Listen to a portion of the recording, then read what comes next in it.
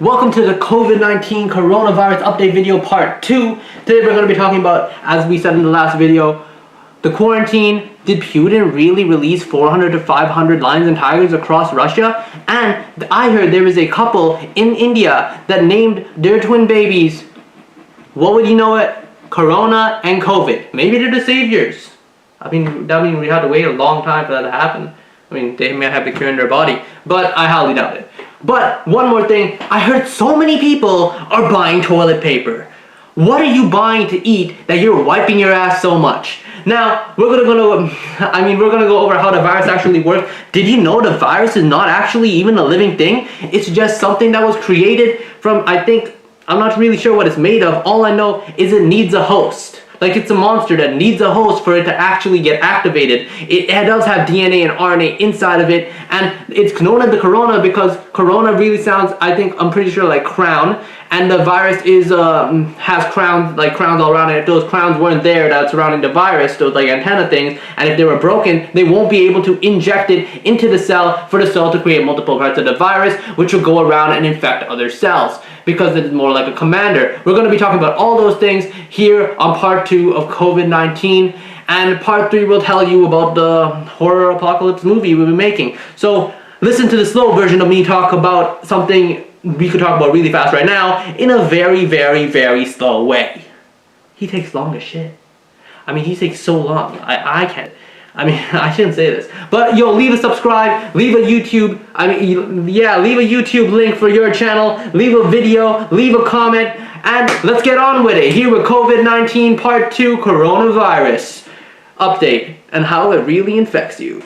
Also, one more thing that I didn't mention was, on April 1st, we were originally supposed to release this video, but since I wasn't able to do the full thing, I did release an April Fool's Quarantines Over prank video, which would be either at the ending of this video, you can check for the link, or the link may be in the description below. So if you want to see April Fool's prank, you can either go on my channel and check it out, or you could check it out. And for more videos like these, just subscribe, hit that subscribe button, and let's see how many likes we could get, and let's help keep the world safe. Because everything is low because the economy is collapsing, and not much business is going on because of the virus going around and affecting everyone. And the quarantine is also bringing back wildlife. I heard there are swans in the canals of Italy. I haven't seen that. And then I heard that happens all the time. I'm like, I haven't seen that in a long time. I actually have never seen that. Dolphins were coming back, but that's probably less boat activity. And they were saying there's a lot of otters and all that stuff, which was fake news created by Twitter. Of course, like a lot of other fake news that was created by Twitter or any other social media platform for people to get clicks. Now, and this happened in Italy's coast and all that.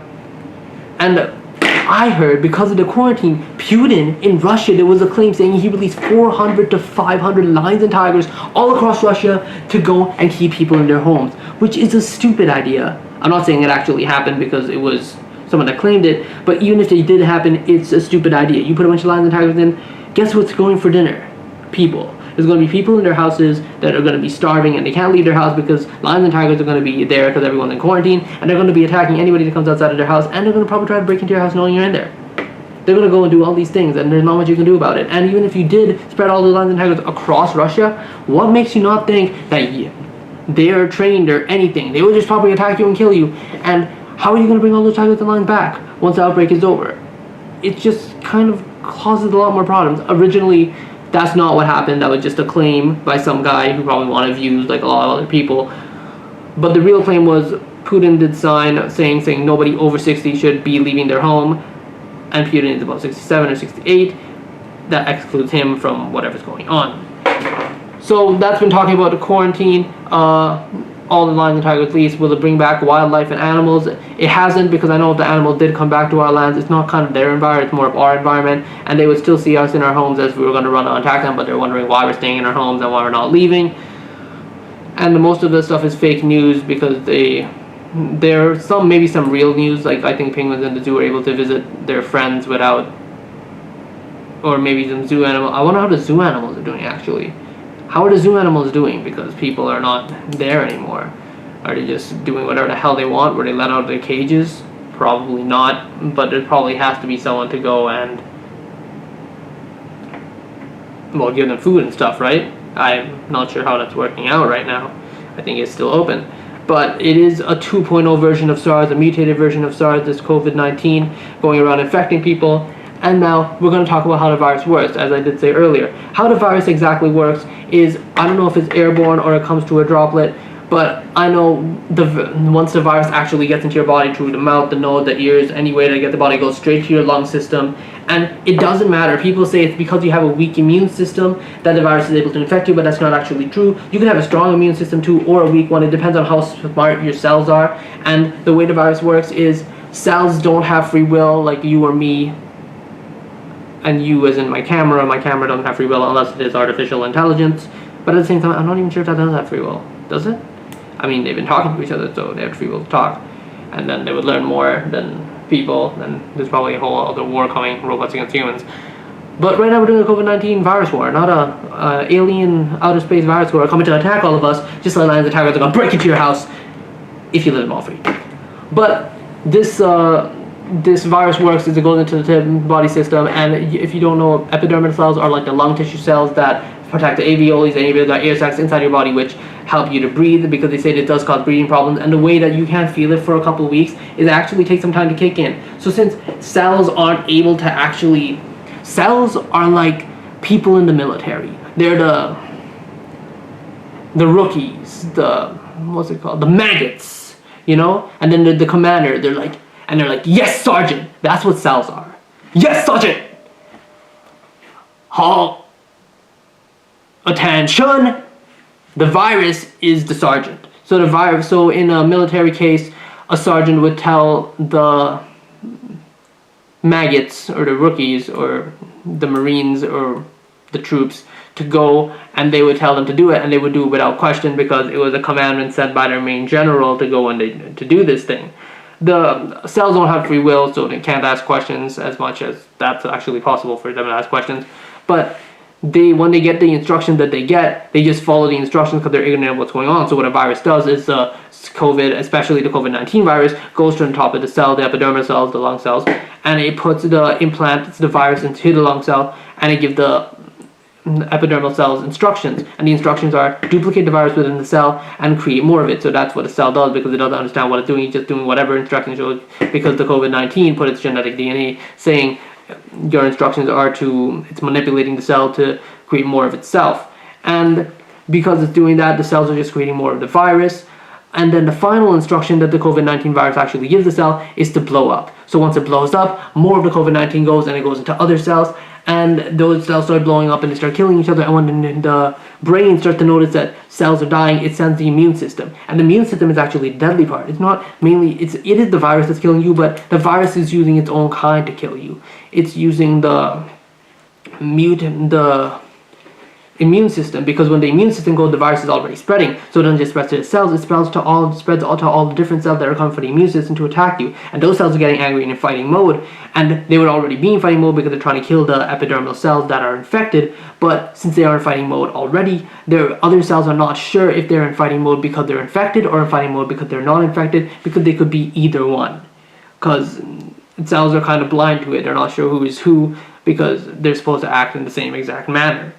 And what these so-called things do is the brain starts to realize that's what's going on, and then it's not sure what's going on to what's actually going on with the different which your cells are infected or not, so it sends the neutrophils in. Neutrophils are cells that come inside and they release enzymes, which doesn't just, it kills as many of the friends as it does the enemies, because it doesn't know which are infected and which are not infected, so it just kills all. And then the killer T cells also come in, which are like neutrophils. They come in from the immune system as well, and they not only tell cells that are infected to commit suicide, but they also tell the cells that are not infected to commit suicide.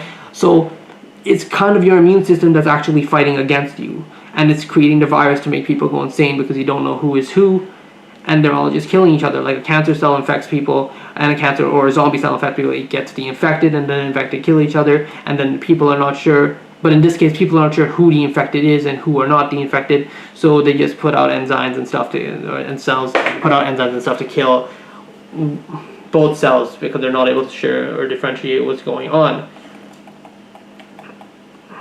or who commits suicide. Now, a lot of these cells, if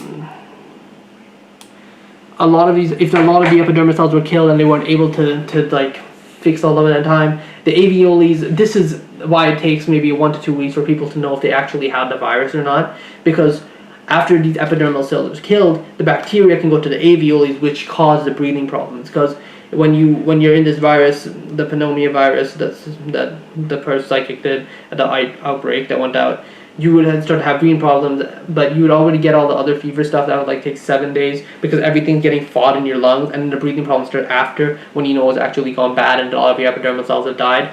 I'm not sure if you would feel it right now if you did have the virus or not, but if you took a deep inhale,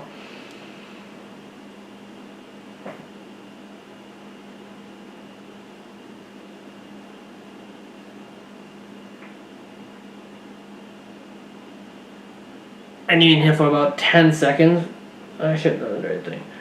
You inhale for about 10 seconds. There is a possibility, if you don't have any coughing during those 10 seconds, you don't have a breathing problem, or your fluids are filling up in your lungs, or you don't have any body pains, you don't have the virus, but that's a way to check. But there's a possibility you might also have the virus because it's not fully attacked the alveoles or fully attacked the stuff yet.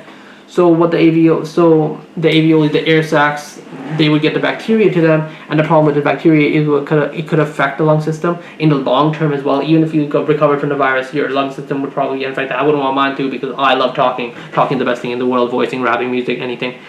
Like, I gotta do it, but you never really got it back. So what we're saying is these cells, they go and it will create bacteria, and the dangerous part is if the bacteria goes into the blood system. I mean, it's already creating airing problems, which is why people have to go to the hospital for breathing.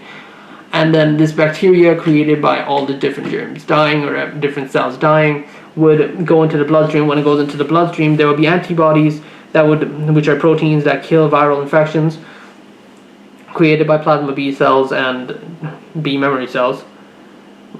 And these antibodies, they stop this from happening. But if the bacteria goes across the body, even if you do have vaccines for that, it's a possibility that it could kill you, because all the bacteria has gone into your blood and it's gone too much into the cells, and they're not able to take them all out, because there would be so many cells that are dying. And that's technically how the virus goes across the body, and that's why it's killing a lot of people, whether you have a strong or a weak immune system. It is not good, because it depends on, you should still keep clean, you should still be cautious, keep your hands clean, because you could wash the virus right off your hands using soap and water, and you would clean all these other things. And it's not good to have to believe it won't happen to you, because you have a proper healthy immune system, but the immune system won't even know what's going on. It depends on how strong how many cells you probably have are there, because it would depend on how smart your immune system is to not kill and try to figure out which are the infected and non-infected.